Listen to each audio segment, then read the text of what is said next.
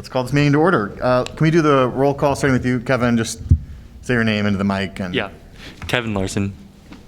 Margaret Beck. Frank Wagner. Sharon DeGraw. Noah Stork. Cecile Künzli. Kevin Boyd.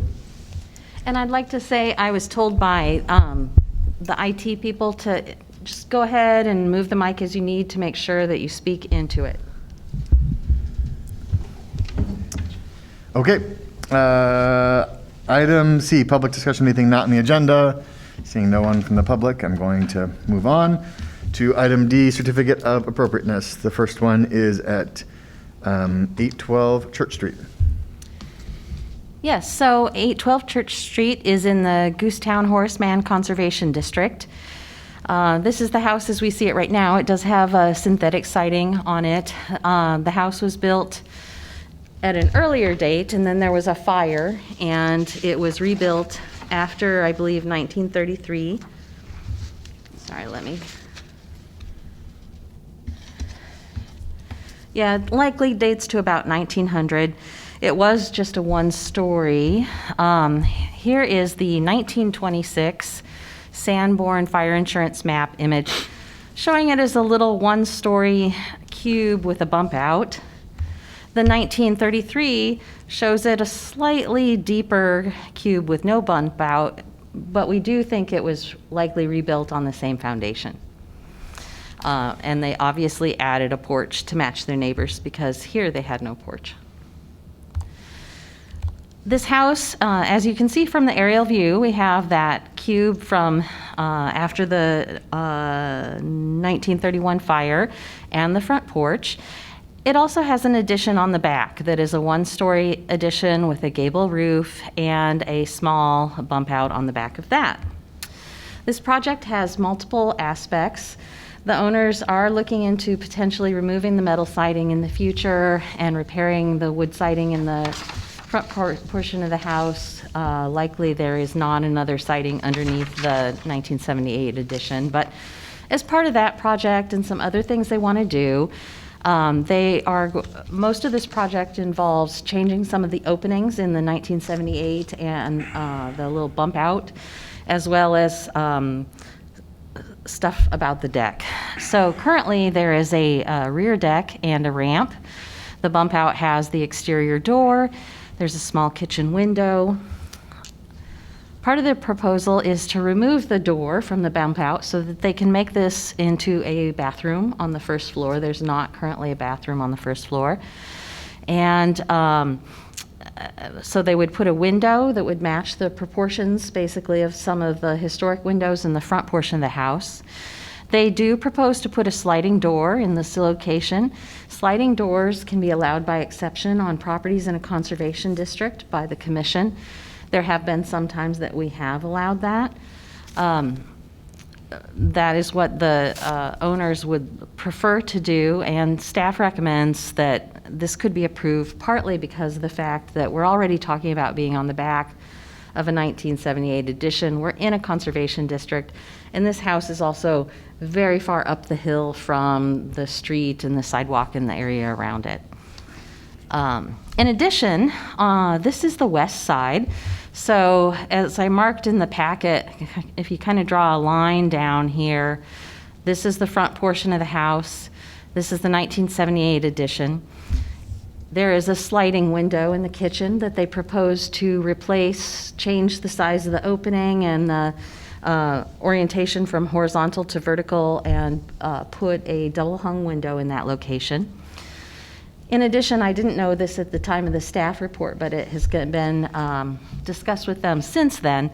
This window here is also a change. When they were doing some work on the interior of the house, they uncovered the original opening that's still framed in there, and so they plan to also replace this pair of windows with two windows that would be longer and thinner and separated. I think I have an image of what that looks like later. Here's the kitchen slider window. So, this is going to become a narrower opening, probably about the same height. They might change the head height, but I don't know about that. Let's see. So this is that size. So we can see that the sliding window becomes this double hung window. It's a little bit short and fat, but it is a better proportion than the sliding window. And here are the two openings that they uncovered when they were working on the interior. And this is what we think probably an original size opening right here, and an existing one that exists. So that's what they propose on this side. On the east side, again, we have the original portion of the house. This is not original. This is a manufactured kind of bay window unit that has been there for a while. In this portion is a bedroom with two, again, smaller, fatter, double hung windows. They propose to remove this opening and change it to two separate double hung windows with a better proportion, but also separated. So you can see here, here's the likely original front window, that manufactured unit, and then the proposed two new double hung windows. Staff feels like this really helps to get rid of some of the odd window sizes and shapes that we have going on with this house. In the case of the one on the west side, they would be putting it back to an original size. So staff recommends approving this work. We would have to still review the window product information. The other thing is partially the deck. Now, they have not turned in drawings for the deck, but they do have a desire to get rid of all of the deck that is cluttering the backyard, especially since you can see from the aerial they have a very large garage. So they would like to maximize the amount of space they have for probably their pets and get rid of as much of this as possible. But because this is the kitchen and they want to have outdoor space like for grilling or something like that, they propose to just tuck a deck into this little notch created between the bump out and the house. For that reason, they would like to not have to follow the setback from the side of the house that we generally require at a staff review for a deck. So at this point, with this review of this project, staff would like the commission to consider providing them an exception for that so that they don't have to make that setback. And then the rest of the deck could be reviewed once they get it drawn up on a future project. So the recommendation would include approving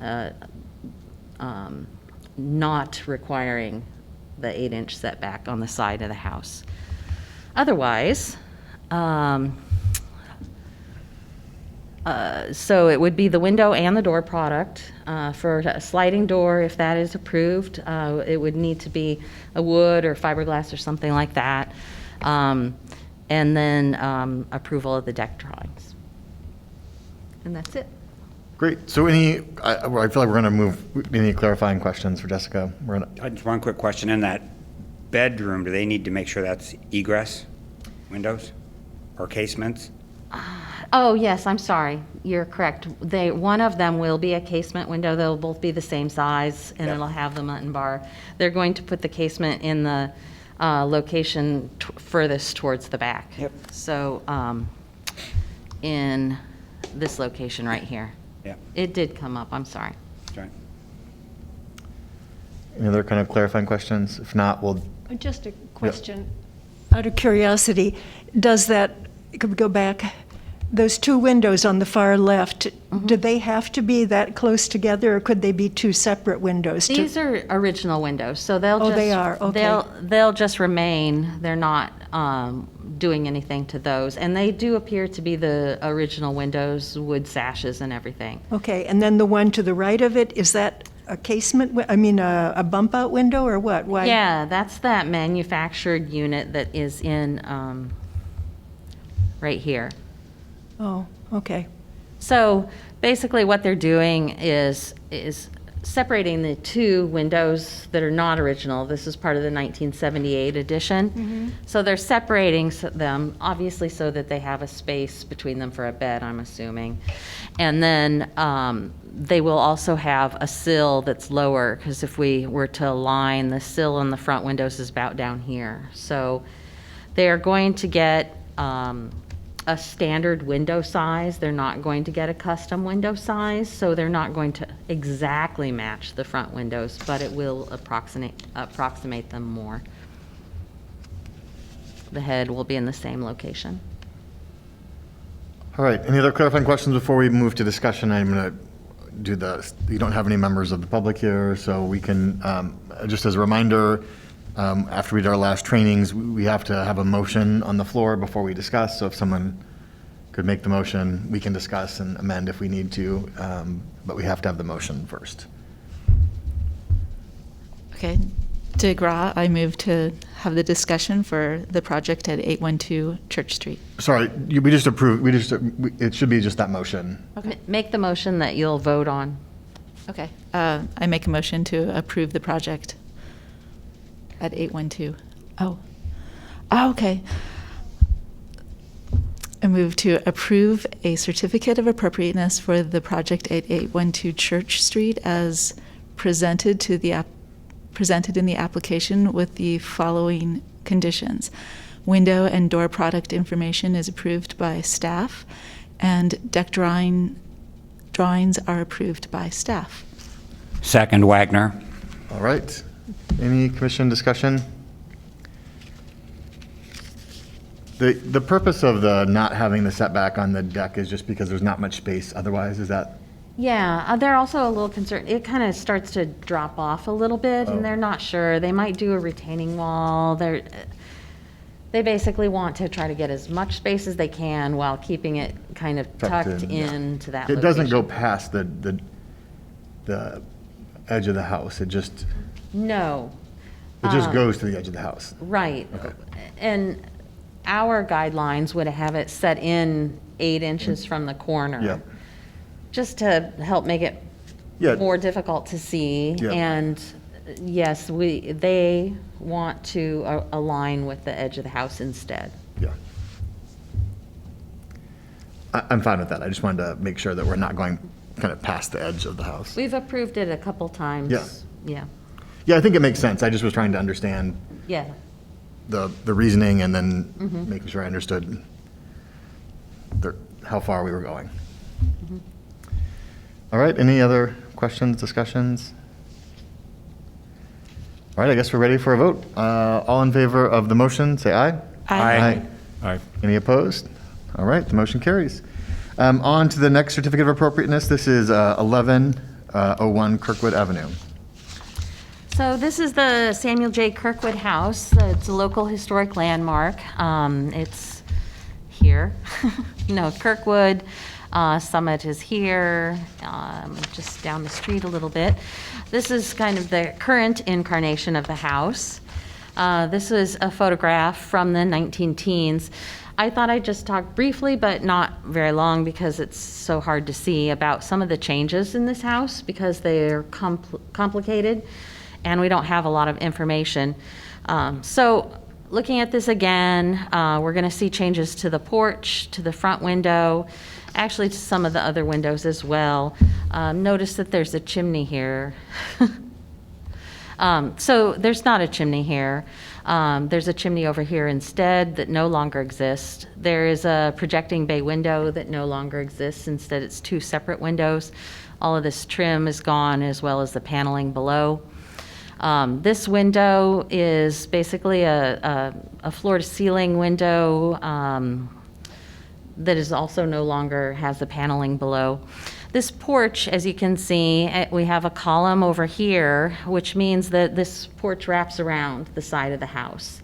There's thin columns, Italianate details, shutters that obviously fit the windows and work properly.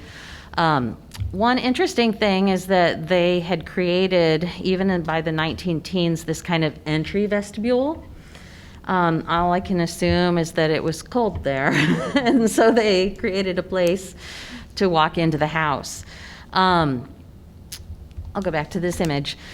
One of the things that changed, and I'll look at that a little bit more, is this porch. The porch now is deeper, kind of coming out at us. It extends past the corner of the house, which the historic porch did not. It no longer has the thin Italianate columns. It has some thicker, simpler ones. And then while they had the door here in this little entry vestibule, historically it's now around on this side. So it's kind of steps into the porch. as you can see, this is from the side. So when we're looking at this, the next photo looks at the end of the gable, and this whole stuff is in the back. So here's the front-facing gable, here's the side-facing gable, so the porch is down here. As you can see, it's a smaller kind of footprint, and then it has been added onto. This was historically done, and we can tell because there's this very specific window trim on the historic windows that is copied in this area, even though it steps down. What happened to this kind of first floor porch area in the back, I'm still not really sure. It's kind of hard to tell. I would assume that it was all an open porch at one point in time, but yeah, I don't know. Here you can see, this is for the 1933 Sanborn fire insurance map. We have the house and it has its longer length, so the addition has been put on the back. Here's the wing with the front porch right here, so it's also cropped. It doesn't wrap around anymore. And then here's the one-story area in the back. This is after this area was subdivided, and the subdivision happened in 1924. Kirkwood's widow died in 1923. I'm assuming the house sold. The farmstead was subdivided at that point in time. The porch was remodeled, so they could no longer have a wraparound porch by dividing and selling off the lot next door. Those are some of the things we've tried to figure out about the house. This is the west side, so the far side of the house, and these windows have the historic trim, but then yet we have some windows down here in a kitchen and dining room where they have been altered, and they're shorter and smaller windows with different trim. There was, in the 19-teens photograph, a chimney right here that has been removed, so that probably has something to do with what's going on. There was probably a fireplace in this location instead of windows or something. This is the opposite side. So the subject of the work for this property involves this area. This is a current pantry. It's very tight. It has this older window trim that we see on the older part of the house. This little sunroom is here and closed in, but this has been an open porch. These are storm windows and a storm door. There's still a porch floor in there, and there's a wall in the room here dividing the interior pantry from this exterior porch. For this project, they are enclosing this fully. So it involves pretty simple changes to the exterior of the house, and it will create a mudroom. They're going to take the wall on the inside and move it over to create a better space for the pantry. This is the space in the pantry. I was in there and took this photograph. It's just so tight, you can't even open the refrigerator doors really and stand in there.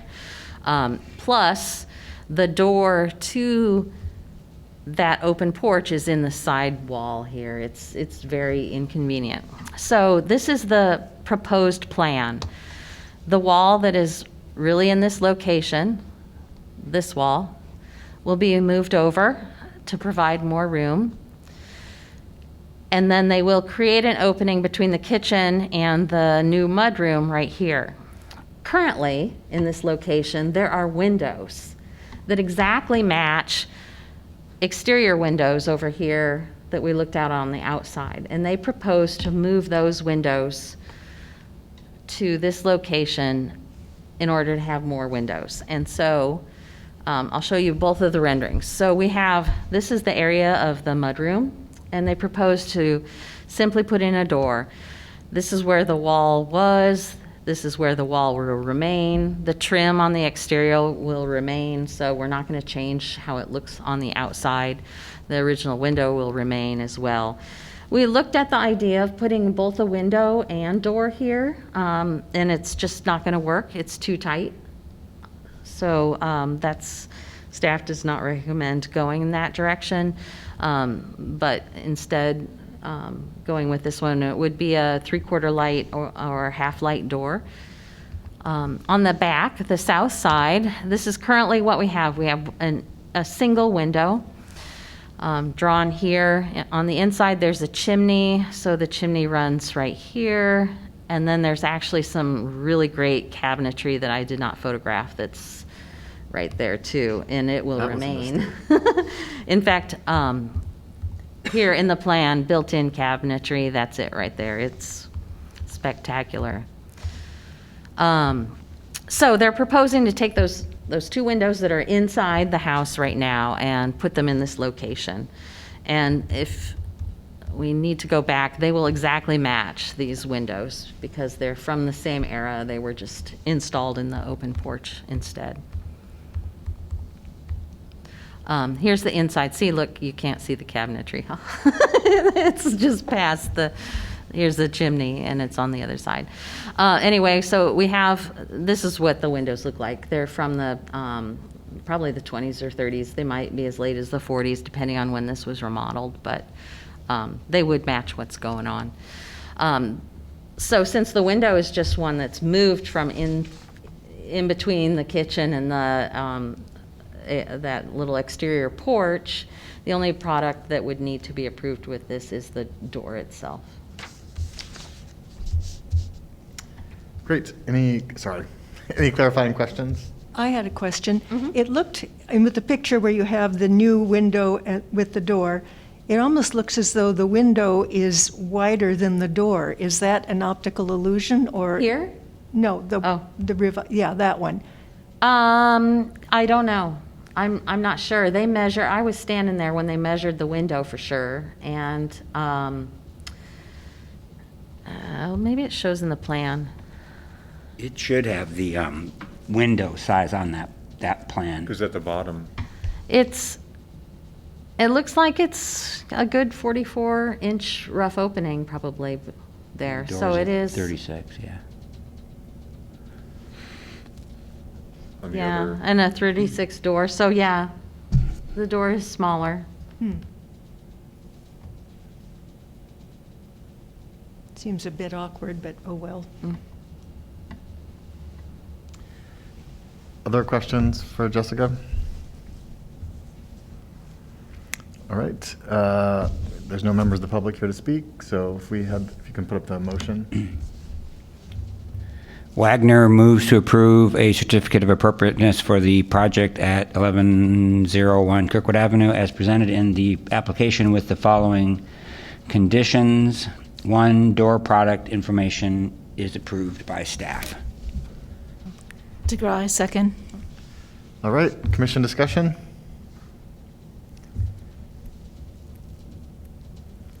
I'm good. All right.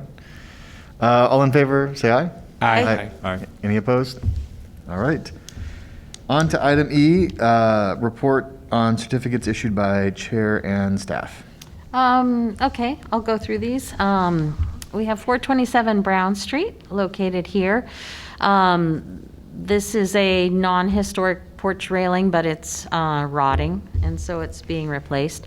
These sidewalls probably always existed. There were little finials and I think some columns that were in here, but they were removed. 414 Brown Street, the Berry Hill House.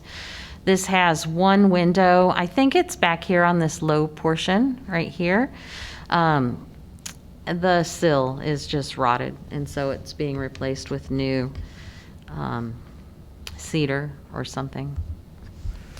1519 Center Avenue in the Dearborn Street Conservation District. It's a little Moffett house, and there are going to have some work done generally on the brick, but mostly on the chimney. The chimney's pretty damaged and needs pointing. The approval included making sure that the vine is removed. They need some soffit repair as well. We had a couple sign applications here for Roxy. They had some window clings, I think, that we temporarily approved, and now they will have these cloud signs, as you can see here. What? I think it's painted on now, which is fine. But, Yes. Oh, is that, okay. That's what cloud signs are? Yeah, I think so. Okay. Okay. I've been learning new sign things with the downtown project. Minor review. This sorority house here at 728 East Washington, it's in a conservation district. It had a deck back here, multi-level deck. It's been there, and it's kind of obscured between the building and some fences and some trees, and they are rebuilding it. And it will meet the guidelines now. 200 South Summit Street in the East College Street Historic District. This house is just being re-roofed, and it's been done. New shingles.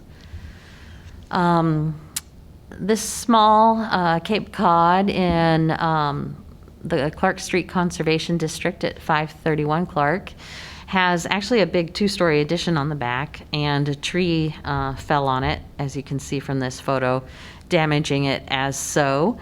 And so that is being repaired, and they are adding skylights to that roof during the repair, which staff could approve because it was on the back and everything.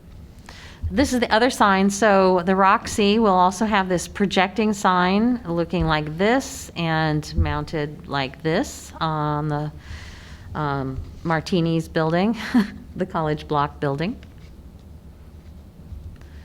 727 Rundell Street. This was actually kind of a sad thing. This house, someone had replaced all of the windows at one point in time with bad windows, and she replaced them with better windows recently, but this pair of kitchen windows were original and just needed repair, and they've been with the repair person for 8 months and are not coming back. So now we have approved replacing them, the sashes only, but it's unfortunate.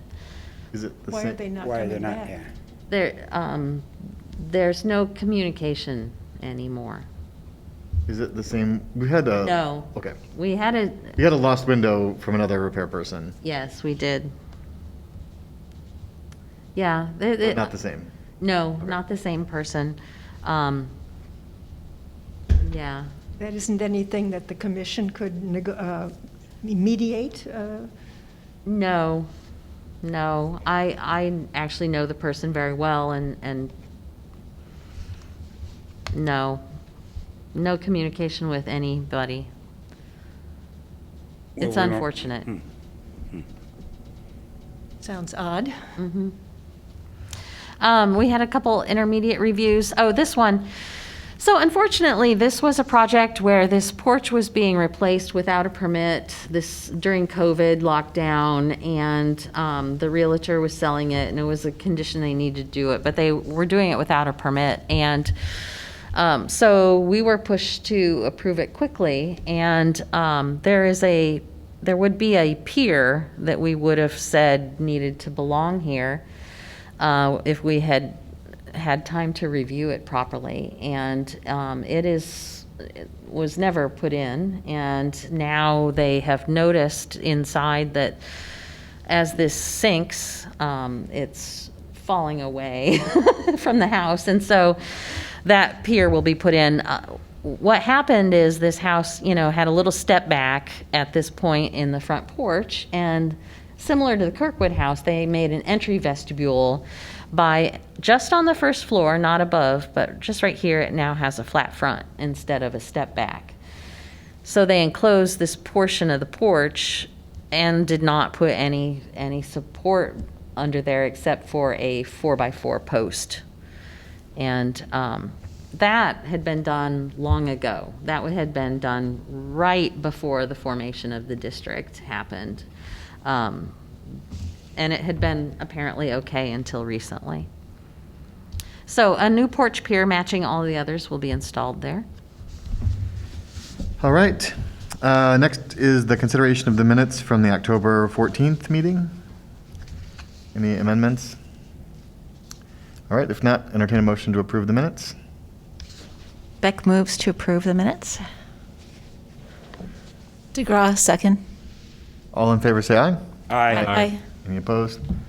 All right, we approve the minutes. Commission information, just as a reminder, this is one-way information. Yeah, and I had something that came up this week that I have to add to this. And the commission occasionally does Section 106 reviews, which basically means if there's something that might take government money, impact National Register properties, historic properties in general, there's a process for the federal government to review whether or not they'll impact a historic property. At some point, they get thrown down to us because we are the certified local government. So in the past, the commission has reviewed, and I think at least Cecile and Kevin might remember, some changes to some of the lights around the Pentecrest. We looked at that. At one point in time, we looked at a piece of, I think, cellular equipment on the top of the Iowa State Bank, Johnson County Savings Bank, the recent landmark downtown. We also looked at some taller poles in the North Side neighborhood at some point in time for some stuff. What happens with a lot of this stuff is they mail through snail mail a hard copy of a proposal, and it comes to me. I look it over, and if it's something that, they always put a time limit of when we have to comment.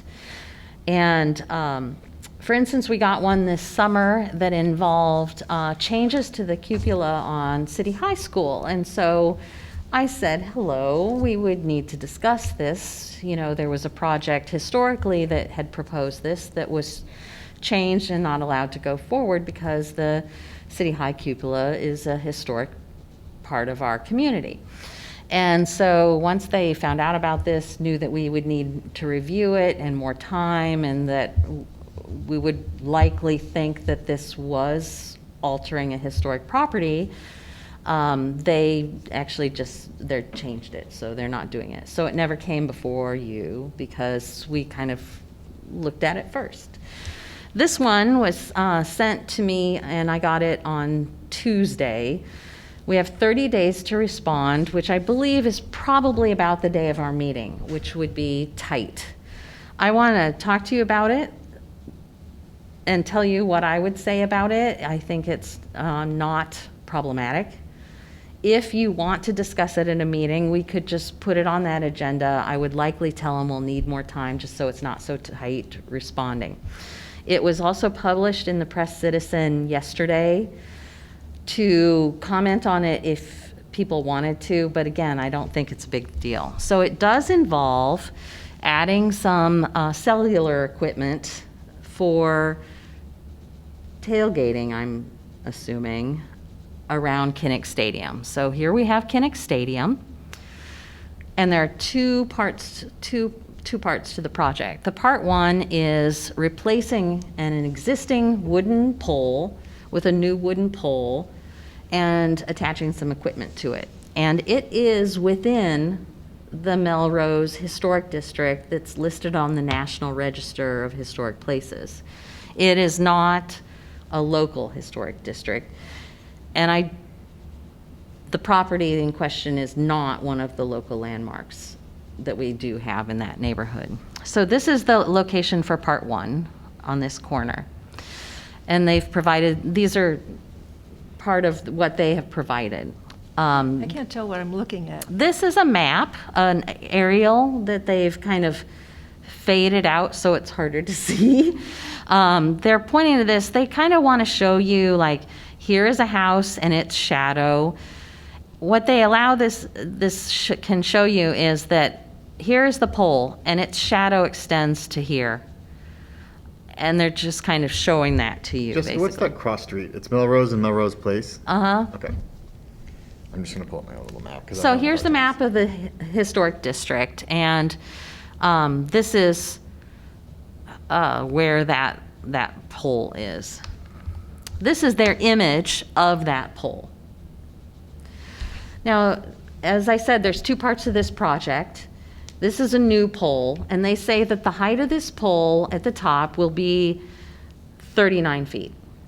What is it now? I don't exactly know that. But the other pole is the next pole down the line. They are reusing that existing pole, and it will be 44 feet. Now, if we look at this sketch, the existing pole clearly does not extend above the existing wires.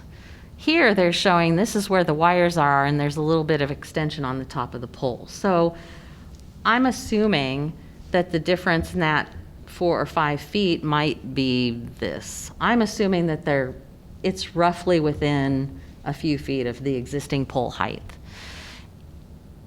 It will look similar. It has the cross piece, and the equipment they are installing is shown here from the side and here from the front. This is also what it looks like. So this is typical equipment. So for this part of the project, it is within the historic district. At the same time, they're replacing a wood pole with a similar wood pole.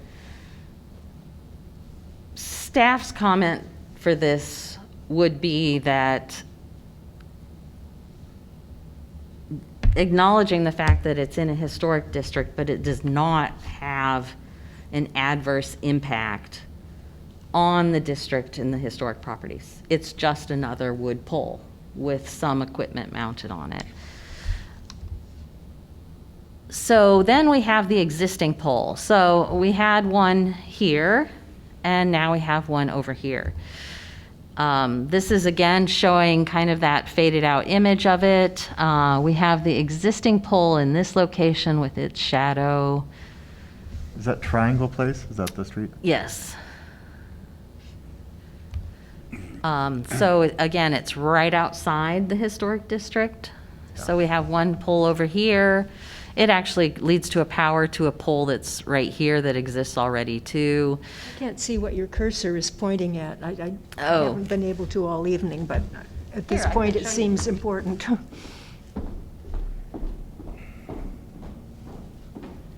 So one pole will be right here, and that's the one that they're replacing. They actually have a power line that goes to a pole that sits right here that exists also. And then the other pole that they are using, the existing pole, is right over here. Jessica, that star key contributing, that's the like apartment, that brick apartment complex? I believe so, Yeah, yeah. I just was trying to help provide some Yeah, orientation for folks. that helps, thank you. So this is their image of this existing pole. So again, we see the pole. It looks similar to the other one. Here they're showing kind of the lights on the top of it, and this one is the taller of the two. So the new pole will actually be shorter than this pole. And again, same equipment. We have the equipment mounted on the side. Here it is from the front, and here it is again. And it would be, the staff comment would be the same on this one, the fact that it's not in the historic district, but it's adjacent to it, but that it is not an adverse effect because the fact that it's not impacting the historic property itself. How are the residents responding to this? Do they know about it? Typically, the way they do the public information is they could reach out if it's on the property of the property owner. It is published in the Press Citizen. There is a formal way. Typically, the most formal response is from the state.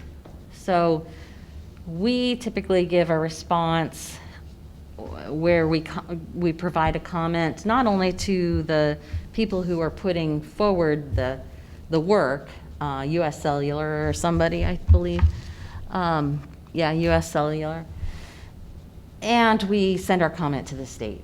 And if it's something where, like I believe in the City High example, the state was also working towards not altering the cupola on City High. That's a case where, I mean, that was actually altering the building. When we were reviewing the bank, we were actually putting a piece of equipment on the roof of the bank. And I think, like we had a question about whether or not the structure of the bank would be able to hold that equipment, things like that. I think with the Penacrest, we discussed it because of, some of the lighting that they had. They were working with trying to,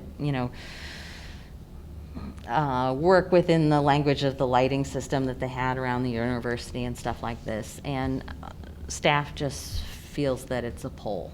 So I want to put it before you, though. If generally there aren't any issues or need for further discussion, then that's simply how we would respond. If you want it to be on an agenda, then we can put it on the next meeting agenda, and I'll just let them know that we want time to comment.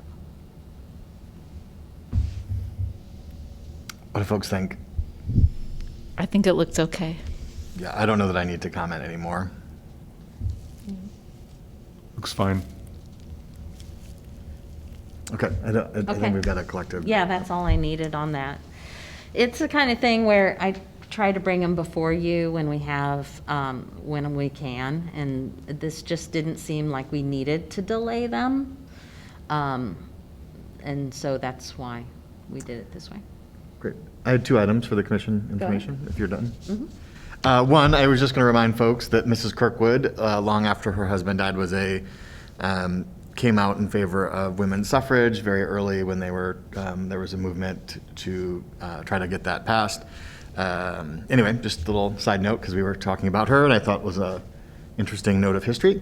And then the second, I met on last week, I don't remember the day, I think Friday, with a member of Parks and Rec. Parks and Rec has been interested in talking about the Montgomery Butler House, so I'm going to revisit our memo for our next meeting, and then also have a version of that that goes to the Parks and Rec Commission. They don't have a December meeting, but I'll go in January and have them, I think, ask them to have a similar proposal that we have, which is essentially what we asked for. What are they thinking of doing? They just want to do something. I mean, their feedback was they're paying for kind of minimal upkeep without really a plan, and I think they're just looking for, like, we had the commission, we have several new folks and some folks that may have not been there. Last summer, we asked the city staff to help provide some direction with some folks from Parks, some folks from the Parks and Rec. Public Works said that park is actually managed by Public Works because it's the waterworks. And then some folks who are regular trail users, as well as that particular park user. There was a proposal I don't know my timeline anymore, sometime during last summer, I think, to put some solar panels in, and almost like 300 park users emailed and asked not to. So there's an active park community there to kind of come up with a solution, to investigate the proposed ideas and what to do with that historic property. And I think the city staff kind of said we're not interested, and told us that, and we said no, we do want to keep, have some community discussion. Anne sent me a memo maybe a month ago or 2 months ago. I'm sorry, I did not have a chance to review that. I'm going to before our next meeting. Anyway, I saw it on the Parks minutes. I was reading the Parks and Rec minutes and saw that they had talked about it, and emailed one of the commissioners, and we met, and the Parks Commission had met before, and he said that we were meeting and told them. So I think we're going to try to get our piece done at our December meeting, and then I think at their January meeting we'll reinforce that same. It'll be an opportunity for them to decide if they want to tell the city council the same thing, like we got to make a decision here. You mean about whether to keep it or to find a use for it? Find a use for it, because it's falling apart with no, I mean, the default decision right now is demolition by neglect is what's happening, right? I mean, it's falling apart, so we either need to decide to do something with it and preserve it, or figure out or come to a decision that let the city continue to do its current policy, which is letting it demolish by not doing anything. Anyway, I think my point was we should get a broad coalition of people, folks that care about the property itself, and the history of it, folks that might have some ideas for usage broader than 3 city staff people, essentially. So we'll talk about it more in December. I just wanted to let you know that I'd had a conversation with one of the commissioners, and that, because we had talked about it on and off at different points. So that's it. Any other updates for anyone? I have Or- but- I guess in my neighborhoods, someone asked, and I don't know if it's the right time to ask it, in the questionnaire that is about City Park Pool, is there any consideration needed as to whether it's a historic Which pool? school? I think it's discussing potential alterations of City Park Pool. City Park School? No, The pool, swimming pool. Okay. And The big aquatic survey of what the Yeah, aquatic needs are. I don't, we could maybe put that on a future discussion Okay. item. I don't know that we should discuss too much, but I think we certainly could. Irving Weber led the charge to pass the bond to build the pool. Okay. Well, and wasn't it engineered by Ned Yeah, Ashton? yeah. But I think we should get some see if we can get Jessica to get a little information about what the proposal's asking, and then maybe a little bit of the history. I feel like it's been modified significantly since the they just celebrated their 90th, 75th, some big number, older than me. Yeah. But I think it's a good idea to take a look at that as a future agenda item, Okay. so that we can be prepared with information to be able to think about it. Awesome. Any other? All right, motion to adjourn. DeGraw, I move that we adjourn the meeting. Wagner, second. All in favor? Aye. Aye. Any opposed? Meeting is adjourned. Thank you, everybody.